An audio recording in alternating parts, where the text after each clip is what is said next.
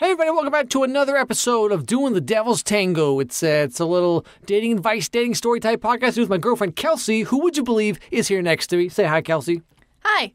So, if you don't know, how'd you get here? But if you don't know, it's a show where we take your emails, your questions, your concerns about dating or relationships or anything like that, and we just give our thoughts. Like, we're not experts, we're not like qualified to give advice, but we're just a little older than most of you, apparently, by the emails that we get. So we just answer them based on the fact that we're just older and been around the block a few times. You know what I'm saying? Follow our advice at your own risk. Yeah, ain't that true? Ain't that the truth? First email. You want to do a life update? A life update? What is our life update? We're playing Super Mario Odyssey. Yes. We're almost done with it, I guess? I feel like we're approaching the end. Getting close to the end. Alex had never played it, so I insisted that we play it together. Yeah, I always wanted to play it. I always wanted to play it, but just, I don't know. There's other games that showed up, I guess, you know? And then I'm also playing Persona 5 Strikers. Which I like. It's pretty good.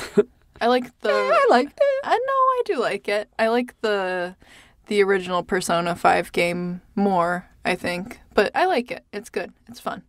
Yeah, I mean, I guess typically Musou games are very mindless, and this one's a little less mindless, a little more mindful, if you will. You know, like there's more buttons you got to push, more things you got to do, instead of just like build up the meter and do the special attack over and over again. True, yeah. But, and then let's see what... I just play random stuff. There's this no one will know what I'm talking about, but there's this new Crayon Shinchan game that came out on the Switch recently in Japan that I think I'm going to get, just because it looks different and goofy and weird, and I was like, might as well. Can you explain a little bit about Crayon Shinchan? Crayon Shinchan is a very long-running anime in Japan for kids. Well... It's for kids from, like, a Japanese point of view, so, like, it has lots of, like, boobs and, like, dicks in it. But it's, like, cute. I think the kid's supposed to be, like, 4 or 5 years old or something. And it's just, like, a slice of life, like, today's problem is gotta find our socks or whatever. But it's just, like, very long-running and, like, very well-known, I guess. It's kind of like, I don't know, I guess you compare it to, like, Blue's Clues or Dora the Explorer. But with, like, boob grabbing and, like, dude, like, taking his dick out, being like... So it's nothing like Blue's Clues or Dora the Explorer. Now I think about it. Oh, you didn't see that one episode where Steve was... That's why he got kicked off the show, you know what I'm saying? What are you doing with Blue? Anyway. Although that paprika, though. How did paprika come from salt and pepper? Someone's got some explaining to do. You know? Yeah. It's kind of like, how come I look like the milkman, you know what I'm saying? I don't know, Mom. Answer the question. Anyway, first email here. Oh, okay, so... Oh, yeah, explain. So Kelsey always picks the email, so sometimes I'm like, huh? So please explain what is this nonsense here. So a few episodes ago, I asked for people to send in their worst Tinder date experiences. You did, yep. And I got one that I thought was pretty funny. Okay. So I'll read it. All right. You can hear Kelsey's vocal fry voice. Yeah, someone said that I fry my voice too much, so but I'm just going to talk like this. Am I the only one that thinks that's kind of hot, though? I don't do it on purpose. Like, that kind of, like, kind of voice, like, I don't know. Like, somewhere deep down in me, I'm just like, I'm very shy and soft-spoken, usually, about stuff like this. It was like a huge step out of my comfort zone to start doing this podcast with Alex. So I'm very quiet. And then when I talk more quietly, the fry comes out a little bit. The deep fried meme voice, you know what I'm saying? So I'm sorry if that bothers you. I'll try to speak up. All right, the Tinder date. Here we go. This is from Trey. I've gone on exactly one Tinder date. Me too. We matched, and after a bit of back and forth, picked a date and time, a rooftop restaurant right by her college. Fast forward to the day. Number 1, I got there first and grabbed the table. I have a thing where I'm not comfortable with my back to the door, so I sit facing the restaurant. Because you don't want to get assassinated. I get it. I mean, it's just smart. No, because if Agent 47 comes right in, he's pop right in the back of the neck. You know, you got to watch out for him. I get it. If there's any kind of emergency or anything, it's good to know where the door is.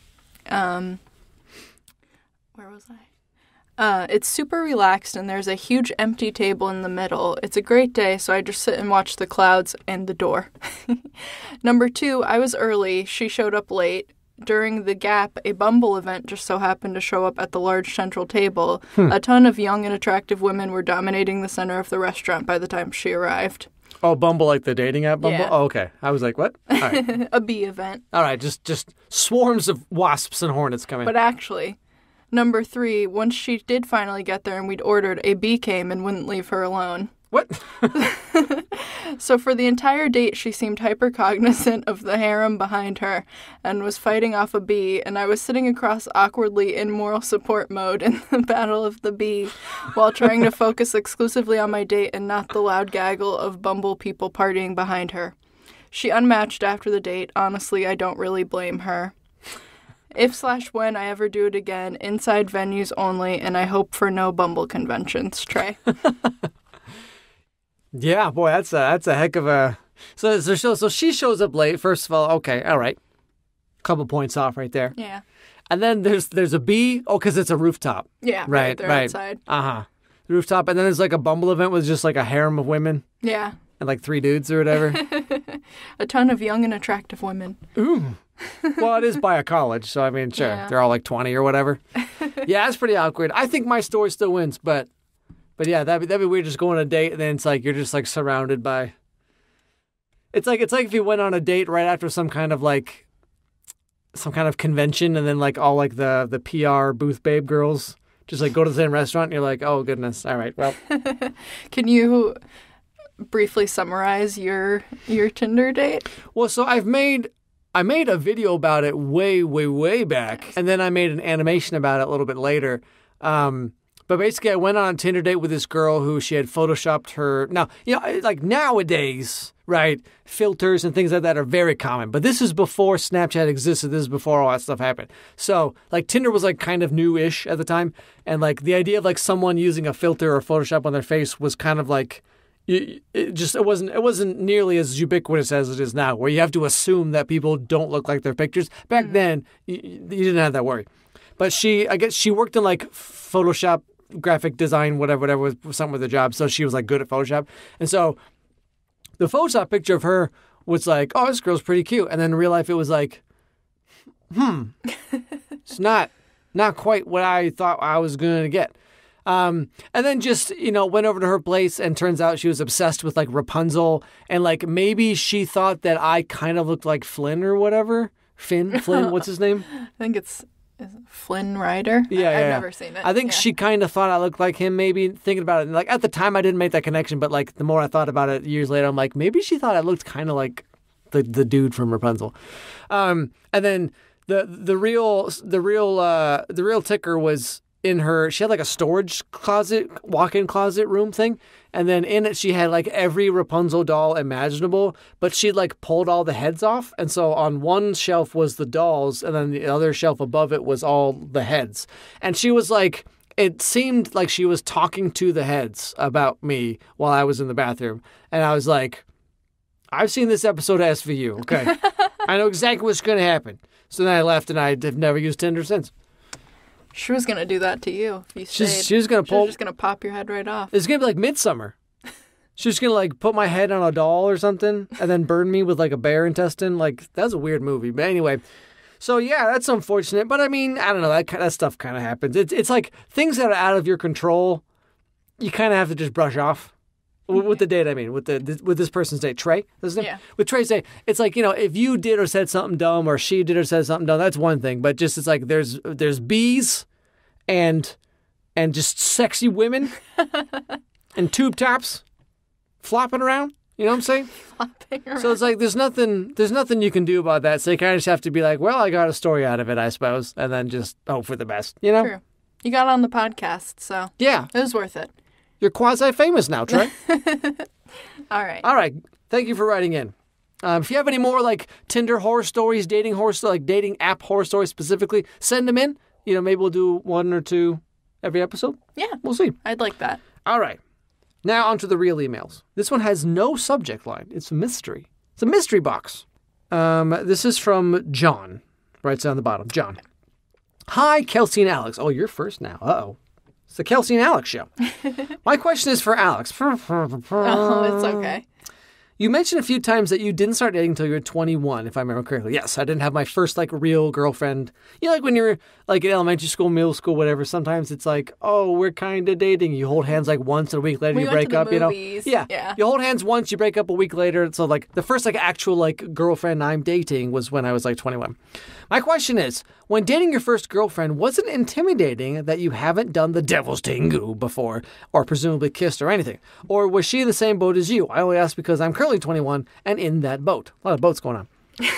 I haven't dated anyone. I'm tempted to make a Tinder to get the experience I want to have. You're going to have an experience, not the one you want to have. You'll have something, which I'm sure you know what I mean.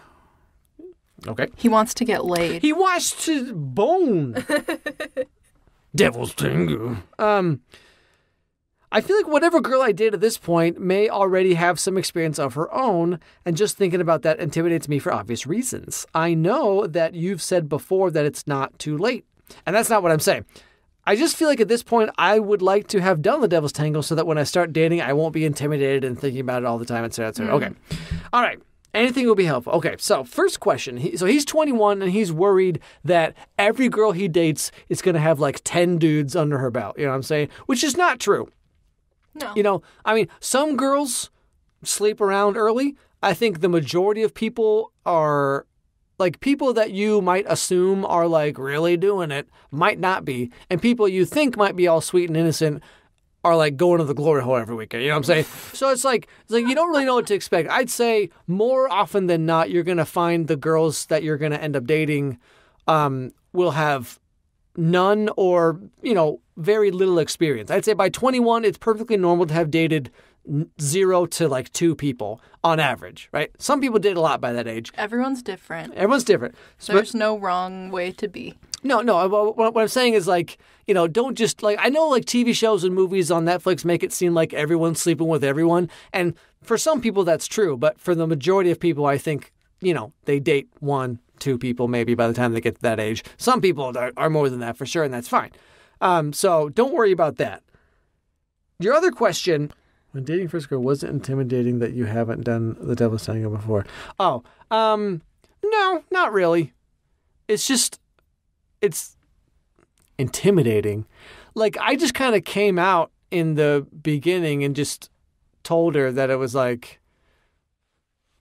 the very beginning, but I mean, when we started dating and things started getting serious, I was hey, just so you know, I haven't really dated hardly at all until now, and I haven't done anything. And she didn't believe me at first. She was like, what?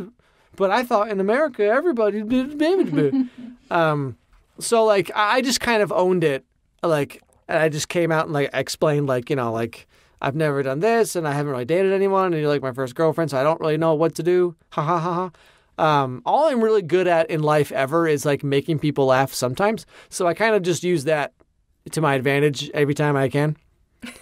So if you just kind of own it and joke about it, be a little self-deprecating about it and just acknowledge this elephant in the room type thing, then in my experience, it goes over pretty well. Cause imagine the reverse, right? Let's say you're a 21-year-old, you know what I'm saying? Grandpa, no. Life alert. So imagine you're a 21-year-old stud muffin, just stallion, right? And you're just, you slept with 50 girls in high school. And then you meet a girl who you're really into and she's cute and she's funny and she's smart, whatever it is you're into. She's got good feet. I don't know. And then she comes to you and she's like, I'm a virgin. I've never dated a guy before. I just really like you and I want to date you, but I don't want you to think less of me. Would you think less of her if she said that to you? Probably not, unless you're a douchebag. But if some girl came to you and she's like, I've only dated one other guy, or I've never dated anyone, then I'm a total virgin, whatever. I like to imagine you, John, would not be like, ugh, gross. No, this is not worth it. You'd probably be like, oh, okay. And well, I'm assuming here. And you would accommodate her. You try and go at her speed, make sure she's cool with everything. What's okay, what's not okay yet, whatever. And you would make it work because presumably you're into her, right? And so I like to assume that a lot of girls would do the same for you, John. You know? I mean, if they don't, then they're not worth it anyway, and they're letting you know what they're like up front, and then you can just nope out of there. You know what I'm saying? Because we've gotten a lot of emails where it's like, I'm 25 and a virgin, and I'm 23 and many. Only had one boyfriend. So this is what I'm saying, John, is like, you're psyching yourself out here. Like, you're probably going to meet a lot of girls who are in the same boat as you. They're like, I'm, almost done with college now, or, whatever it is you're doing in your life. And it's like, I wanna get some. Everyone's talking about it. It seems like a fun thing to do, I guess. I want to meet someone who likes me and who treats me and also is real good in the, you know what I'm saying? So don't psych yourself out. But in my experience, no, I just owned it and kind of joked about it. And then the girl was like, oh, haha, that's funny. And then that was it. I do kind of like your attitude here where you're like, I just kind of want to get it over with, which I mean, like, not that sex has no value, but I mean, I think when you haven't done it, you really place it on like this really tall pedestal where you're like, oh, dude, like, I can't wait to have sex. It's going to be the greatest thing ever. And then when it's the first time you have sex, it's going to be horrible and painful and awkward, and it's not going to be that great. So I do kind of like your attitude about like, you kind of just want to get it over with. But at the same time, like, I don't know, like you shouldn't just be too frivolous about it, I feel like. You know what I'm saying? Yeah. Does that make sense? Like, it can be life-changing in a bad way. True. But if all goes well, it won't be that life-changing for the better. Like, it's not you're going to have sex and suddenly it's like, I'm 6'5" now. Oh my goodness. I found a suitcase full of $1 million in my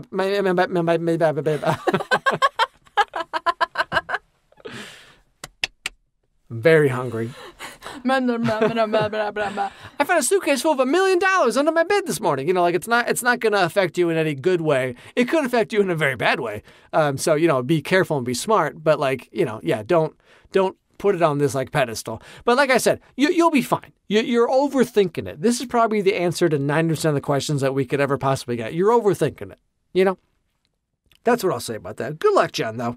I would never recommend Tinder to anyone, but go out there, dating app, or weird like mixers or college things, work a job, whatever it is I don't know. Meet people and go on dates, and just if it happens, just let her know that it's your first time and you don't really know what to do.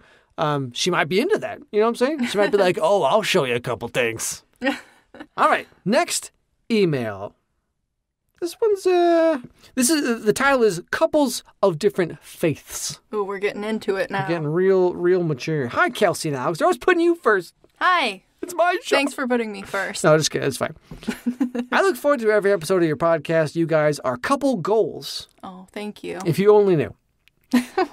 Don't rub it in. My name is...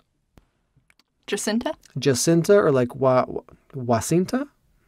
Not sure where they'd be from. Sorry if we're butchering the pronunciation. Yeah, I'm just going to say Jacinta, and if it's wrong, I'm sorry. And I'm 23. I would like your take on dating someone with different religious beliefs, both in general, but also in relation to my specific situation. I'm interested in asking out this guy I know from school. We're on friendly terms, and I think he likes me too. But there's just one problem. I'm a staunch atheist, and he's a Mormon. Wow. I mean, those could not be any more different. Yeah. I don't know how devout he is, and we've never discussed religion. I only found out through one of his friends about his faith. I'm also a little apprehensive after hearing some bad things about that church. What do you both think? Well, I mean, this applies to any religion, whatever. So, you are a staunch atheist, so you're like, God's dead, Stop. And then, I mean, this is true for anyone who is not just someone who's a Mormon, but anyone who's into any type of religion to the point where, like, it's part of their lifestyle. I would say to not pursue this guy. Oh, really? I would just say, because I mean, well, okay. Like, I guess it depends. Okay, someone can be part of a religion, quote unquote, but like not care about it at all. You know what I'm saying? Yeah. Like someone can be like raised a certain religion and they sort of identify with that religion, but like they themselves don't like really, indifferent. they just don't really care much. That's kind of how I was. Like I was raised Mormon as well.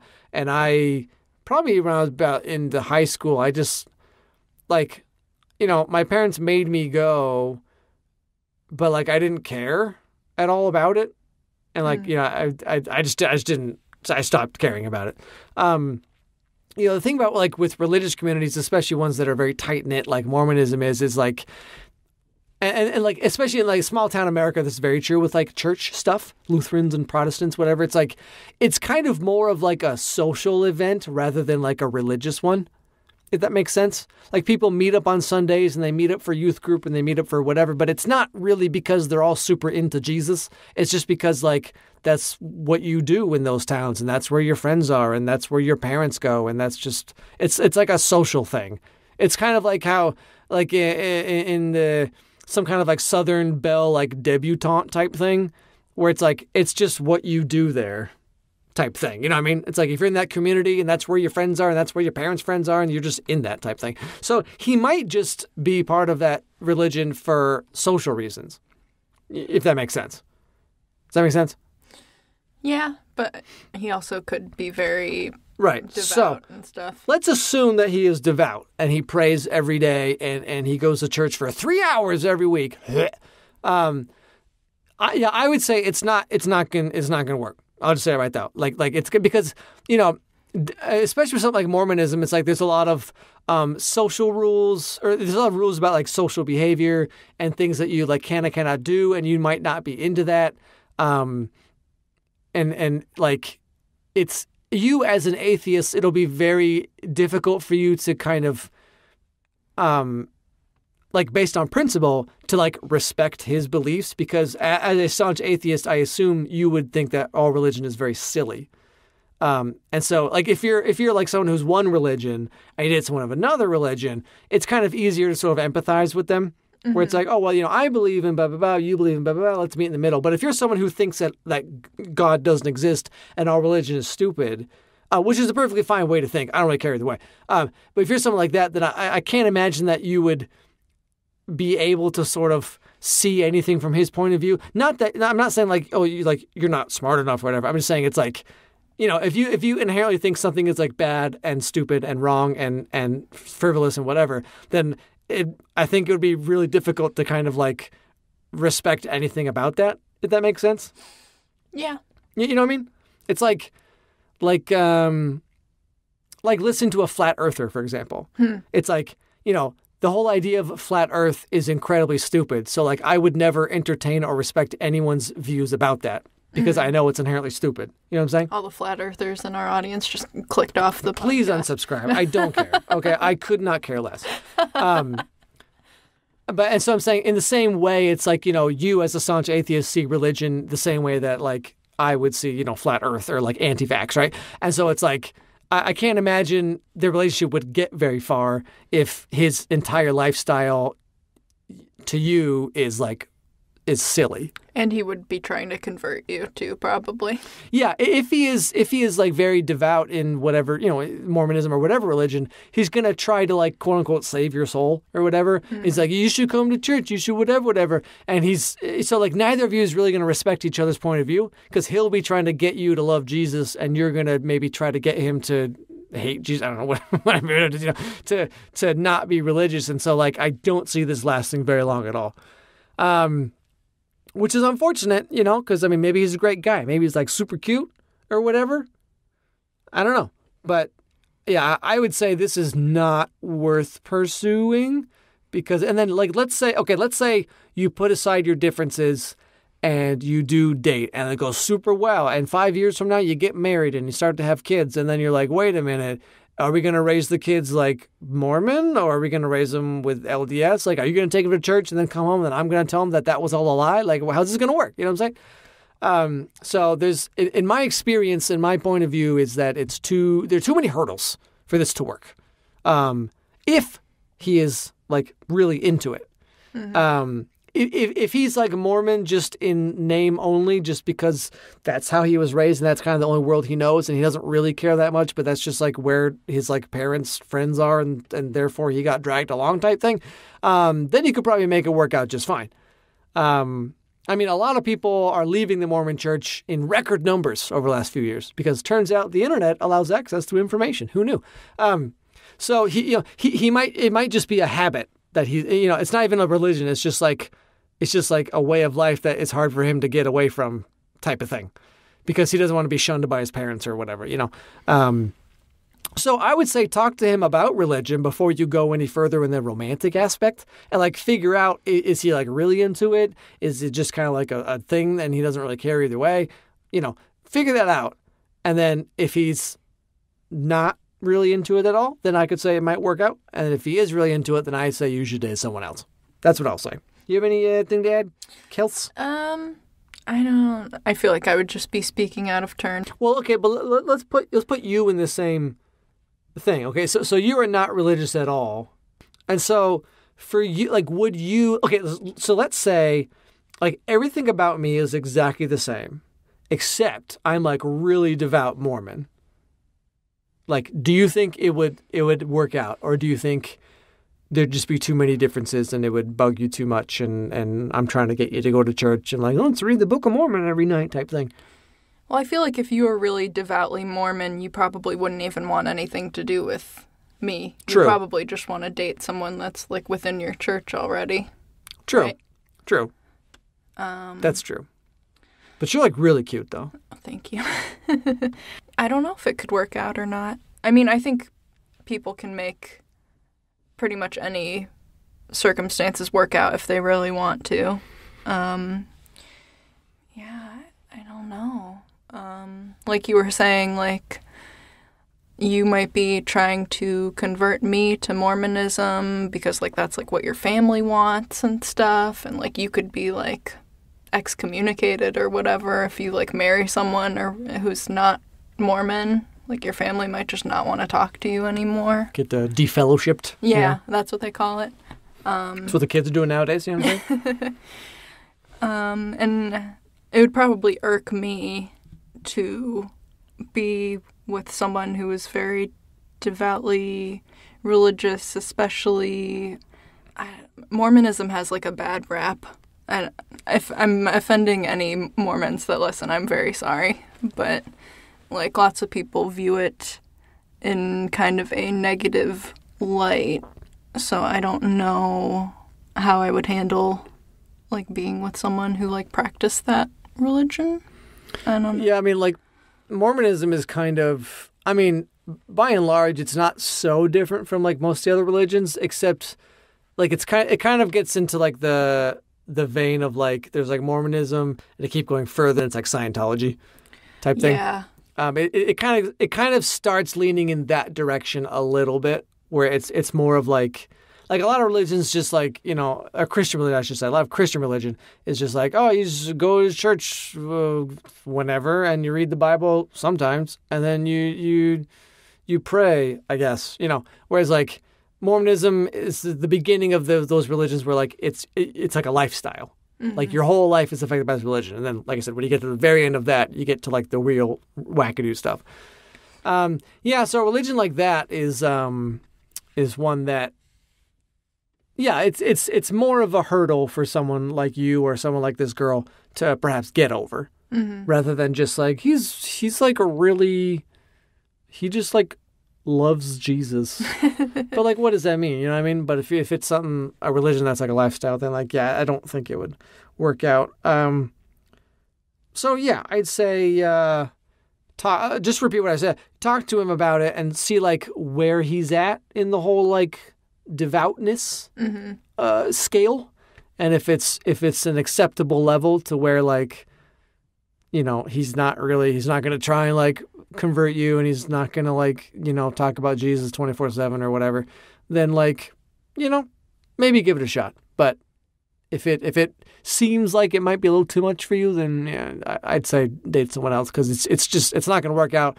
It's going to frustrate both of you, and it might ruin a friendship. You know what I'm saying? Mm-hmm. If you're already friendly, maybe that's where you should stay. That's all I'm saying. All right. All right. Next email. You want to read this one? It's called Breaking the Chain.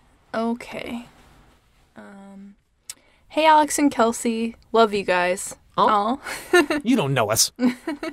You get a lot of emails, I'm sure, and I don't know if you'll see this, but I'm going to give it a shot anyway. I saw it. Thank you for writing in. To start, I'm a teenager, and no, I'm not looking for a serious relationship yet, not for quite some time, as most high school relationships don't end well, and I don't want to deal with that drama. Okay, smart girl. It's going to be group dates and harmless fun for a while, but I have quite a few concerns about future relationships. I've been told my whole life that it's much more likely for children to follow the patterns set by their families rather than break a chain, and I have certainly seen this in my family. My parents' relationship is not a happy one. They, however, have not gotten a divorce, and I know they never will. This is my mother's second failed marriage. My grandparents had a similar problem, and most of my aunts and uncles are in unhappy marriages. My sister has ended up in multiple unhealthy relationships, as well as both of my brothers. I would go as far as to say that the only good relationship examples I have in my life are fictional, and then again, we know most of these relationships are actual trash. I want to break the chain, but I'm not necessarily sure how to go about that. Do you have any advice about how to avoid the lacking communication, unhappy, and or stressful relationships I've seen almost all of my family in? This may sound weird, but I honestly don't know what that looks like, and I don't know what to look for. I have ideas, I know what romance novels told me, but then again, most of those are still garbage. Garbage. I ultimately want a relationship, but I don't want it to be like I've seen so many others. What advice do you have for a more than likely stupid teenager? Not ragging on myself, but since my frontal lobe is not fully developed, I'm an idiot.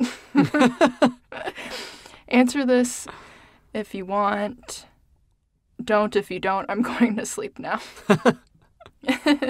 Sincerely, an anonymous teenager, but not really anonymous, as my name is in my email. Well, we're not going to read your name, No. so.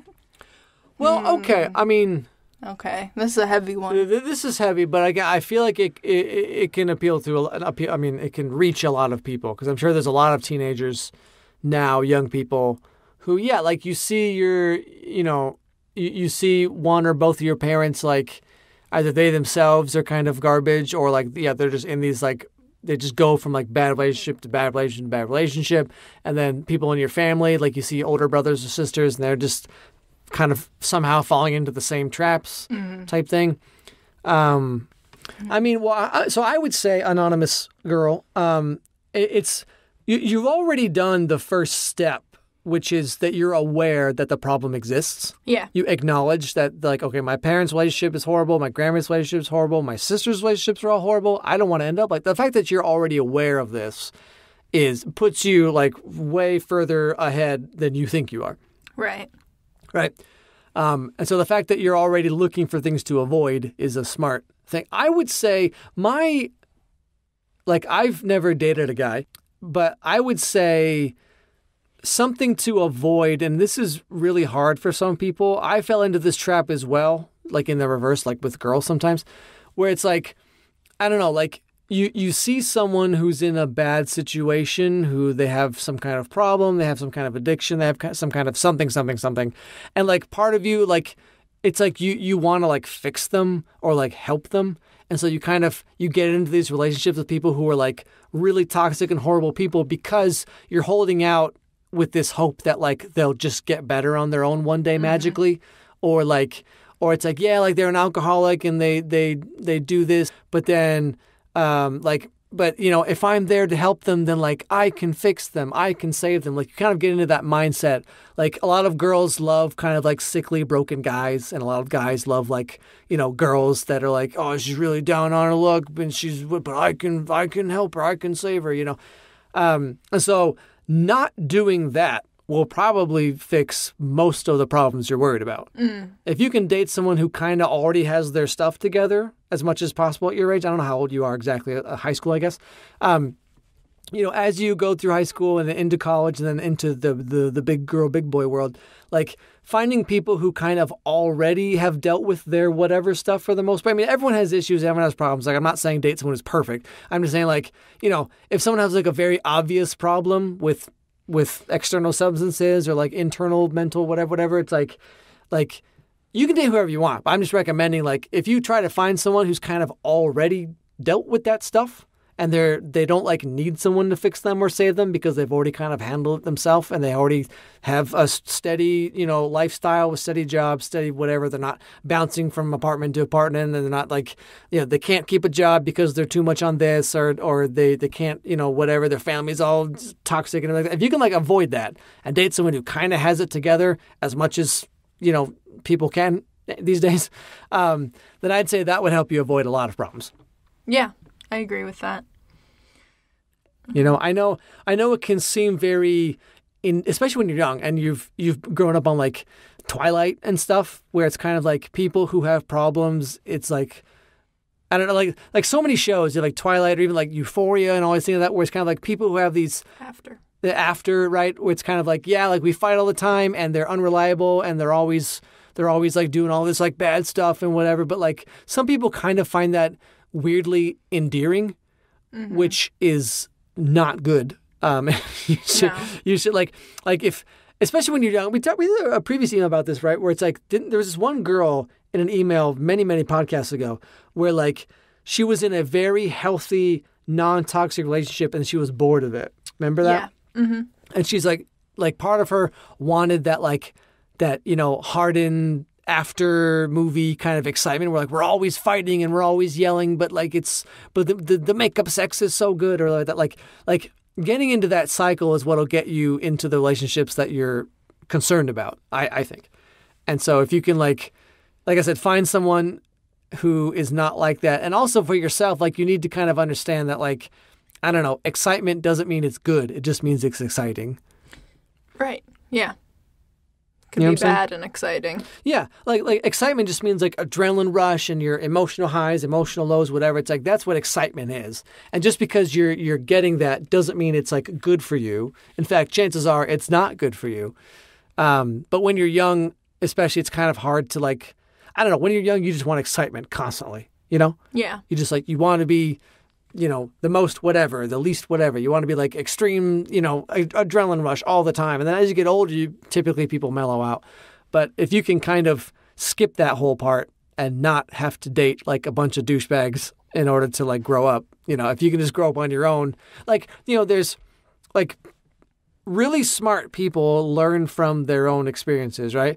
But like really, really smart people can learn from other people's experiences and realize that like, I don't have to experience that myself to learn the lesson. You know what I'm saying? The person who wrote in. Yeah, like you. That's what I'm saying. Like you're already ahead of the game on this one.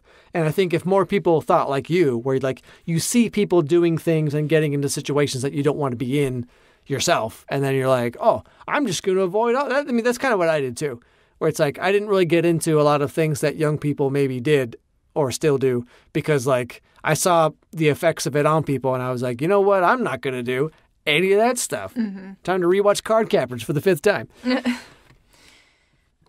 It's hard though because like obviously people when you first start dating put on like a very presentable face.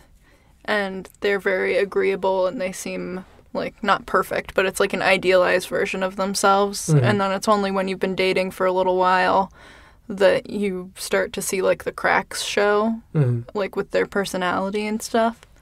So it's really hard to just wholly avoid getting yourself into bad situations with relationships. Yeah, I'd say like it's hard to avoid it in that regard, but if someone has like, I agree with what you're saying, but also I think like if someone has like a very clear like problem, it'll become obvious pretty quickly. Right. You know what I'm saying? Like if someone, like when she says toxic relationship with her parents and her sister, whatever, like I don't know exactly what that means, but like, if someone has mental issues or if someone has substance abuse issues or someone has anything like that, like I feel like it'll become pretty obvious pretty quick. Yeah, it'd be hard to like hide that for like so long. You'd be like, oh, wait a minute, I know what's going on.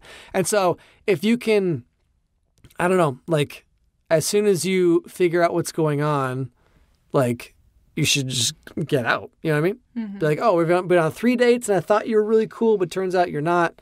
You're not cool, but like you're not what I'm looking for. You're not what I need. And then if you can be aware of that and then let things go right then and there instead of doing what most people do, which is where you're like, oh, well, but maybe they'll change one day. And then like 7 years go by. Yeah. Don't wait around for someone to change. Right. You might be waiting forever. Yeah. I mean, some people do. Some people do. I don't want to say people never do. Some people can change drastically for a person who's worth it. Mm-hmm. but most people don't. And changing for someone else never really goes well. Like they need to have a reason of their own to change for themselves. Right. And like, you know, someone else can be the catalyst for that, right? So if someone's like, I want to get my life together, but like, what's the point? But then they see someone and it's like, oh, well, I want to be with this person and have this kind of lifestyle. And to get there, I need to get my life together. Like that is a good motivation. But like, that's not on you, though. It's not your responsibility to like help someone else fix their life. You know what I'm saying? Mm-hmm. Just if you ever feel like something is going bad or going wrong or is going to start to, just know when to walk away, which can be really hard. But especially when you're like young and it's like your first 2 or 3 relationships or whatever. Yeah. Yeah, it's hard. I'm not saying it's easy to do, clearly, because most people don't do it or can't do it. But if you can just keep that self-awareness, then, you know, I think, I mean, the fact that you've written in and you've written this and you're already aware of the problems you want to avoid, I feel like you're already doing pretty good for yourself. Yeah. Right? So just keep that up. Don't fall for the dude just because he's got like a cool pickup truck and like camo shorts. You know what I'm saying? You know what I'm saying? Well, yeah. You know? Like, oh, but he has such a big fish in his Tinder profile. Don't fall for it. You know? Just keep awareness, you know? It's really hard to give advice about something like this, I feel like. Yeah, everyone's different. Every situation's different. And like, you know, what you mean by the word like toxic relationship might be different than what I'm interpreting it as. But it's really just about, I don't know, like being aware of what to look out for. And then when you see it, you avoid it. You know what I'm saying? I mean, that's making it sound way easier than it actually is, but yeah. Yeah. Yeah, I know. I mean, in your experience, it's kind of hard to find a decent guy, right? Yeah, but I just didn't know how to pick them for a long time. Hmm. Yeah, much to my detriment. And then you started dating me, the absolute bottom of the barrel. No, top of the barrel. Top of the barrel. Oh, cream of the crop. The little cream on top that you gotta whisk off. The cream on top of the butterbeer. Butterbeer is good, you guys. Yeah, the butterbeer like Harry Potter World or whatever like that. It's delicious. That is some good stuff right there. All right, next email. General questions regarding interactions. I'll read this. Okay. Hey, Alex and Kelsey. I'm a 25-year-old girl, and I've been thinking back to the advice my mom would tell me about guys versus some other viewpoints I've heard as I got older. My mom would tell me the only guy you should be pursuing... only the guy should be... all around me. Okay. Only the guy should be pursuing the girl and never the other way around. And that... yeah, that is just not... that's some antiquated advice. That's like not even feasible nowadays, you know what I mean? Yeah. And that girl should never tell the guy that she likes him. Never join dating apps. Just meet people in person the good old-fashioned way. What world does your mom live in? Because that is not even possible these days. Meeting people in person is kind of impossible. And, you know, a girl never pursuing a guy is also kind of just unfeasible in this day and age. Yeah. You know what I'm saying? Like, especially because, like, as a guy, right? It's like, I mean, thank goodness I'm with you, because, like, if I had to, like, meet people any other way, like, as a guy, it feels, I don't know, like, on the internet and in real life, which that's what the world is, like, girls get hit on all the time, right? Whether you're at the supermarket looking at durians or something, pumping gas, you're whatever it is, you know, you're at CVS, and you're freaking out because turns out you're running out of tampons or something like that. Like, whatever you are, some dude's gonna be like, oh hey, I like your pants. They sure look good on my bedroom floor. You know what I'm saying? Like, whatever, right? Girls get hit on all the time. So as a guy, like, I was very aware of this because I would hear girls complain about this all the time. Or like on the internet, people, you know, talk about it on like forums and Twitter or whatever. And you know, it's a very well known fact that girls get hit on all the time, like to an annoying degree. And And online, girls get like creepy DMs all the time by some dude being like, "Hey, you got a boyfriend, or you want a side piece?" Blah, blah. Yeah. And so, like, as a guy, to just be constantly pursuing women in any arena of battle, if you will, whether in the real world, in the internet, whatever, it's not feasible for the girl to never approach the guy, because girls have like dozens, hundreds of DMs or whatever that they have to go through, or every day it's like 4 or 5 dudes trying to hit on them or whatever. And so it's like the girl needs to make it known like who she wants to be with, because like most decent guys are aware of what girls go through, and like they don't pursue them in that way. You know what I'm saying? Mm-hmm. Like a decent guy is not going to send you like a bunch of DMs, and a decent guy is like not going to talk you up at the supermarket or whatever, like it's not because guys know that girls go through this, and you don't want to be one of those guys. So this world of like a girl should never tell a guy she likes him first. Like that's unrealistic in today's world. You know what I'm saying? Yeah. Guy, girl, non-binary, whoever, just shoot your shot if you want to shoot your shot. Yeah. I mean, I'll tell you right now, most guys would be rather receptive to a girl like kind of approaching them. Mm-hmm. Because it never happens. So, I mean, guys would be suspicious at first, but then they'd be like, oh, okay, this makes it easy. Continuing on the email. Over the years, I felt conflicted because I wanted to believe her because she's my mom, but I personally think that those are just old-fashioned ways of thinking. I agree, as I just explained. I grew up very sheltered when it came to guys, and to this day, I don't have much experience with guys in relationships. When I was in college, I finally had a chance to gain a little freedom and socialize without my mother's protective nature. I was interested in 3 guys over the course of my college years, but my experience with each of them didn't turn out the way I'd hoped. You and everybody else, you know what I'm saying? I guess I was wondering, what are y'all's views, that's her words, not mine, y'all's views about how women should act around guys they like? Do we let men do the pursuing? Are we never to tell guys how we really feel? What if the guy's really dense or oblivious and knowing we're interested? That's like 98% of guys right there. At this point in my life, I think I'm in the phase of wanting to restart my dating life, but I'm confused on how to conduct myself if I never again meet a guy I like. If I ever again meet a guy I like, or never, who knows? Also, I like the answer you gave to the last entry in the most recent episode, 28. I just put that up like yesterday. You're a real one. This morning. Regarding the person who was interested in a guy, but another girl had his picture and name on social media, what other general lessons like that can you offer when looking for a potential partner? P.S. I think you're fine on the upload schedule. Episodes 27 and 28 were 2 weeks from each other, I think.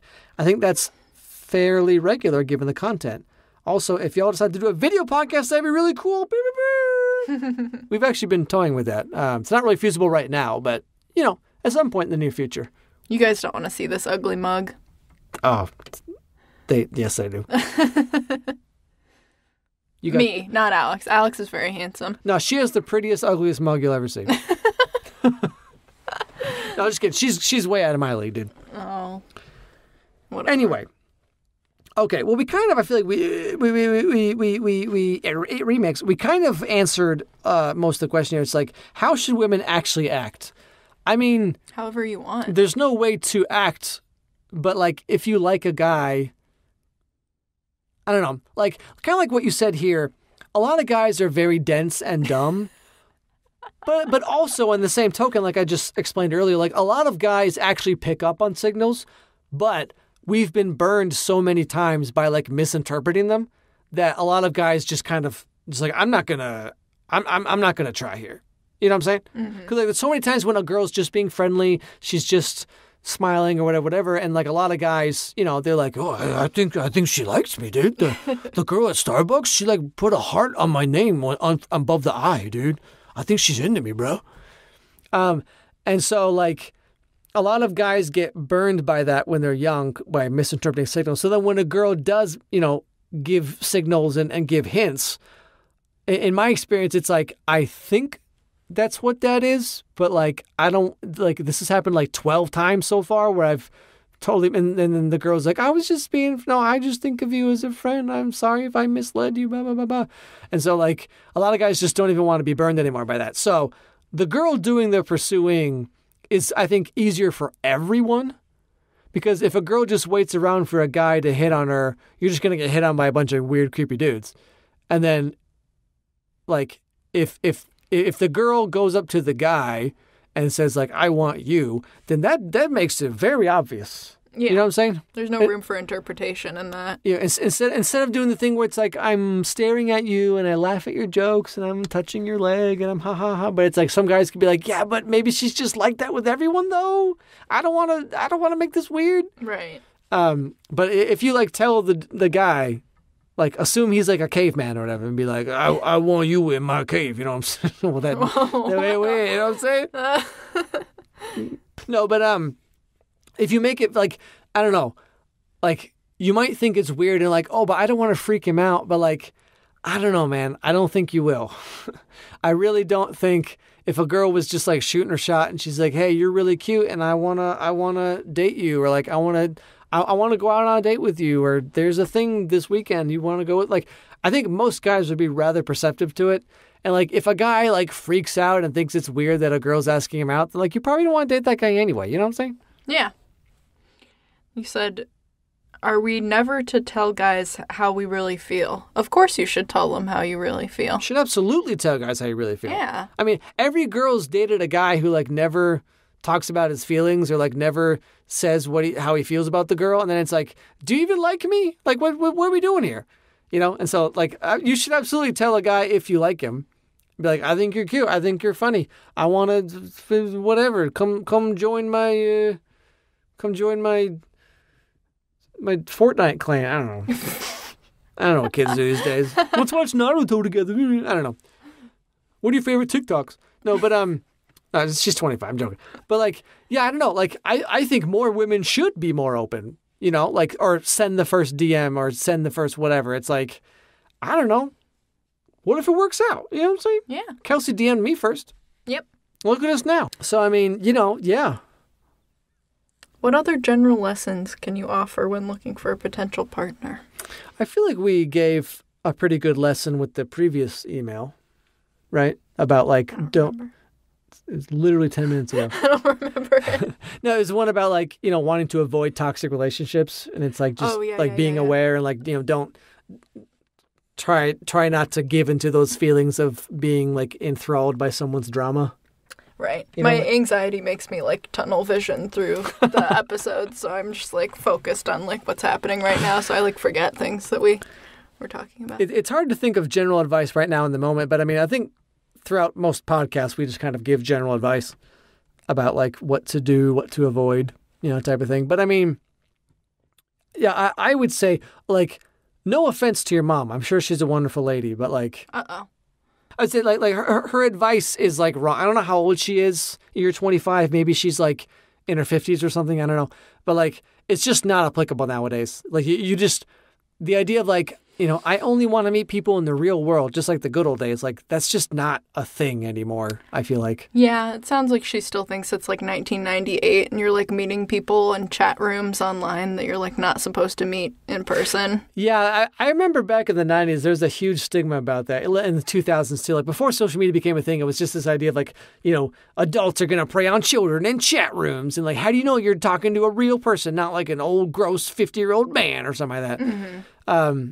But I think some boomer people like still have that impression of the internet to a certain degree, where it's like it's like some shady dark place. Which, I mean, the internet is a shady dark place. It can be, yeah. But like, you know, meeting people on the internet, whatever, I don't know. It's just how the world is now. Like, there's no way. I mean, I guess like, can you still meet people in person? I guess you go to like a bar, you go to a club, you go to whatever. But I mean, I don't know. Like, I'm not that kind of person, so I couldn't give any advice about anything like that. Meeting people online through shared interests or through like a meetup type thing, like a Zoom meetup, like, hey, let's all play D&D or whatever. Like, that's like way better and more chill of a meetup. Like to meet people, I mean, than, you know, to be like going to a bar and then be like, all right, well, there's 10 girls here. I guess it's time to just make the rounds. Make the rounds, you know, shoot my shot, get the machine gun out and just. Oh, God. No, yeah, I mean, I can't think of any general advice, but it's the advice your mom gave you. It was correct like 30 years ago, but it's not really applicable now. It's just not feasible. Like you as a 25-year-old woman, just like imagine like in what situation would you actually want a guy to interrupt what you're doing and ask you out? Probably none, right? Mm-hmm. There's very few situations where you'd be like, gee, I really hope some creepy dude who I don't know comes over and corners me while I'm pumping gas and I can't leave and then asks me on a date. You know what I mean? Yeah. I've been in that position before. It's not desirable like to you're me. like pumping gas and some dude just walks up. Yeah. And then you try to say no, and they don't really take it seriously. And then you have to say you have a boyfriend. And then they're like, oh, okay, well, you take my number. Mm-hmm. And it's like, oh, just... Personally, I don't want to be... Well, obviously, I'm dating Alex, so I don't want to be hit on anywhere. But especially not in public, personally, for me. I'm not receptive to that at all. I feel like a lot of people probably are not. Well, yeah, especially, like, I mean... I don't know. Like, people already have, like if you're someone who has like anxiety or social anxiety or some kind of whatever, then it's like, this idea of just like, yeah, just go up to a girl and shoot your shot and be confident and be whatever. Don't take no for an answer. Like that would freak anyone out probably. Like a lot of girls can maybe just laugh it off or whatever like that. But like, you know, girls who have some kind of like mental thing, like anxiety or some kind of like emotional whatever. Then it's kind of like that would like really, that's like a nightmare. Me. You know? Mm-hmm. Like in no case, in no situation would those girls be receptive to it at all. In fact, it would just like ruin their day most likely. So it's like, yeah, I don't know. Like if you're a guy, like don't approach women in public unless it's like a dating event. You know, like if you're at like a Bumble event, like we just read, or some speed dating thing, like sure, that's different. But like, I don't know, you see a cute girl at your local speedway or whatever, and don't be like, oh, I'm gonna shoot. I bet she's waiting for a guy like me. Especially about pumping gas, because it's like, there's, like, you can't leave, you know? No. You just have to, like, sit there for 45 seconds while the gas fills up in your car or whatever like that. Like, that's, like, the worst situation. Like, you know, hitting on someone where they have an out is kind of annoying, but it's like, okay, it's handleable, I guess. But, like, when someone's cornered like that and they can't leave until the thing is done that they're doing, that's the worst. Yeah, it's uncomfy. You know? You know what I'm saying? Well, that's another one. Another one in the sack, Jack. Yep. If you have your own questions or concerns or you know, dating app horror stories or whatever it is, send them to devilstangopodcast@gmail.com. What's that email, Kelsey? Once again, it is devilstangopodcast@gmail.com. Okay. So yeah, thanks for writing in. This podcast was filmed for a live studio audience of a cat outside the door. And thanks for listening, buddy. We'll talk to you next time. Bye-bye. Bye.